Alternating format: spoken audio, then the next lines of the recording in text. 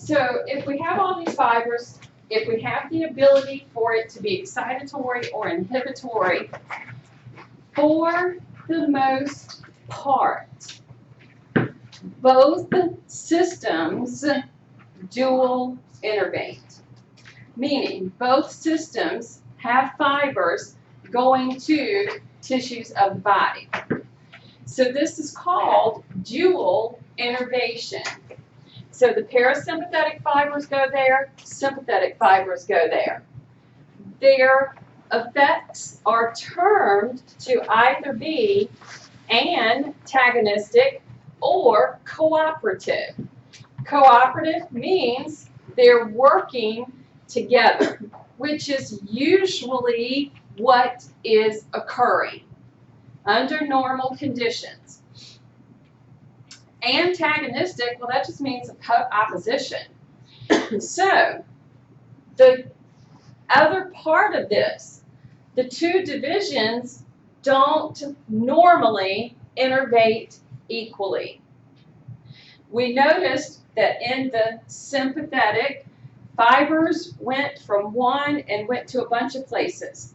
But in parasympathetic, it's like one fiber went to a couple of places, not a lot, okay? It is up to the parasympathetic to be more influential on digestive organs and for the sympathetic to have more effect on muscle of the heart. In this dual innervation that takes place for the antagonistic, when they are opposing each other, if there is dual innervation, parasympathetic and sympathetic, well, just like we keep saying, sympathetic, get it ready, so increase, parasympathetic decreases. Now, when we look at dual innervation, for example, the pupils, in the structure of the eye, and in the structure of muscles in the eye, which are really tiny and unique and very precise, okay, we're going to find we have a muscle to dilate. We have a muscle to constrict. So therefore, the dilator muscle is only innervated by sympathetic. The constrictor only by parasympathetic. So that's an example of, even though it's the same area of the body, there are two different muscles. And one gets the innervation from one system, one gets innervation from the other. When cooperation takes place, the cooperative effects, the overall goal is maintenance almost. So, for example, salivary mucus, under most situations, unless it's like really kicked into high gear, parasympathetic increases the secretions, sympathetic decreases it. So the effects that we get, for the most part, they are working cooperatively. It's when that sympathetic system kicks in that it's going to begin to be antagonistic. That last slide didn't say it decreased it. It said that they both increase. They both increase? That's what it said, and that doesn't really make sense to me. I went in the wrong direction. Oh, so they're both increasing. Sympathetic. Well, why would the sympathetic increase sympathetic. That? Okay, because your mouth usually, but sometimes the mouth gets dry. Yeah, that's what I've noticed. So sympathetic. Maybe it's just talking about like in normal situations. Under the normal situation, right, because we're doing cooperatively. So in the case of the sympathetic kicking in, that's going to decrease it. What? So when you say a normal situation, you mean when you're just kind of like not really using it, but it's just there with like the action potential in case you need it? Well, they're going to always maintain tone. Yeah. Okay, so right, when the body needs that sympathetic division will kick in. And it's quick. The way it reacts is quick. okay? Under cooperative effects, like when we're not having to worry about fighting or fleeing, is when we're Okay. So when we're in, most of the time when you're not in fight or flight, those systems are they're more cooperative than antagonistic. can we understand that's generally how to apply the antagonistic and the cooperative? Well, that's generally how the two divisions are working, Mhm. because you'll really only that real antagonistic portion kicks in when there is the fight or flight. Mhm. Okay, other than that, they're working to maintain homeostasis. Okay. Not be one over the other. So when they're cooperating, most of the time, that's when they're maintaining tone, keeping the system actually ready to kick in. But, you know, hopefully that doesn't happen to a lot of people a lot of times. But now this right here, this is just simply showing, like I mentioned, the pupils of the eye, two different muscles. One constricts, one dilates. One has one fiber, one has the other. So if we have to dilate during sympathetic stimulation, that one is being stimulated, this one isn't. When parasympathetic kicks in, this one will be stimulated, this one isn't. Does that make sense? Mm-hmm. Okay, so that's a good example of having two different muscles, each one getting their own fiber. But once again, they can have either the cooperative or antagonistic effects. In some cases, areas only have sympathetic fibers. Parasympathetic is not present.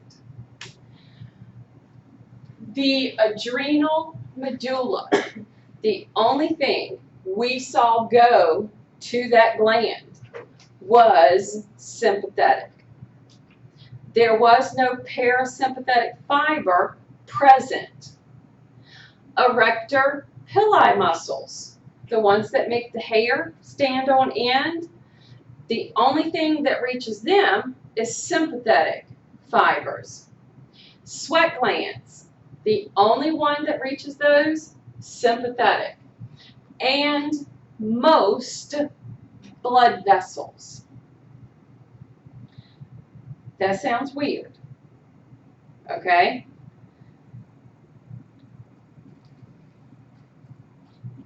The goal of homeostasis with the cardiovascular system, when it recognizes a decrease in flow, a decrease in pressure, a decrease in oxygen levels, normally a decrease is detected.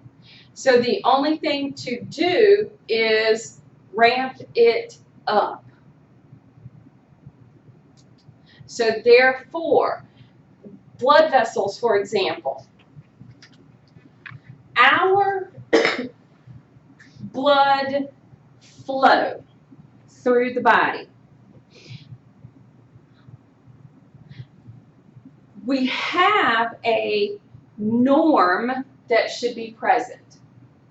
However, if the body, for example, senses that skeletal muscle is going to be moving, this means other effects are occurring, and the body picks up on that.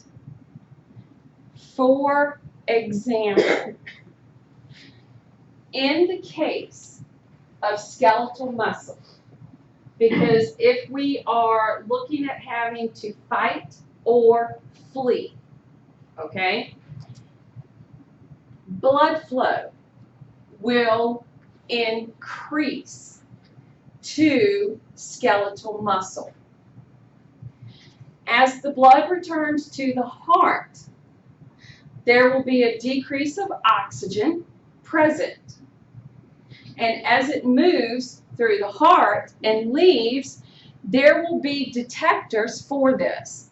There will be receptors that can pick up on the decrease in oxygen, the decrease in the pressure that's needed, and in order to meet the demand of the body, the sympathetic division, okay, helps. So on that blood vessel level, at the skeletal muscles, blood vessels dilated because blood flow increased. And that's going to get identified. Sympathetic division is helping, and therefore other systems of the body are going to compensate. So having this sympathetic division, it helps us maintain tone of blood vessels, vasomotor. So what we'll see is the blood vessels, they have a little bit of constriction to them, but we can increase, note they're saying firing, meaning blood vessels are innervated. And if the blood vessels are innervated, they have the ability to be affected. So the sympathetic division can do that. The firing that they're referring to is, of course, those action potentials that occur to the blood vessels. When increase in signals, action potentials, firing occur, and decreases occur, blood vessels respond.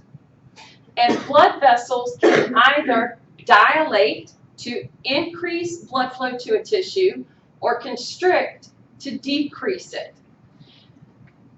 What you're going to be learning about this, when we get to the system for the heart and the blood vessels, the reason this is important, having this structure that they do, innervation that they have, receptors that can pick up information, the body can actually shift blood flow.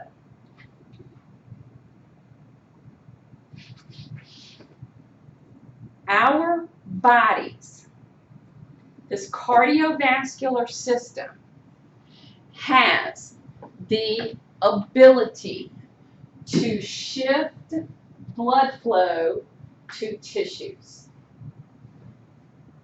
So at this capillary level where things can move for blood flow, at that level it can stop that blood flow at that capillary, or it can increase it. Therefore, shifting, for example, blood flow to the digestive system, to skeletal muscles, heart muscle, and so forth.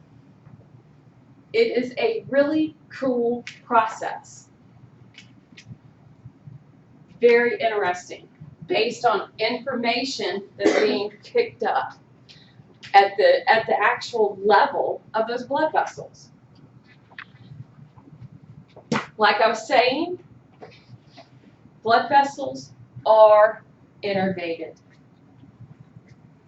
When we get to that chapter and we learn their structure, it is really interesting how blood vessels not only worry about the blood flow through the vessel itself, but blood flow to the tissues around it at the capillary level, as well as blood flow back to the actual tissue of the blood vessel itself.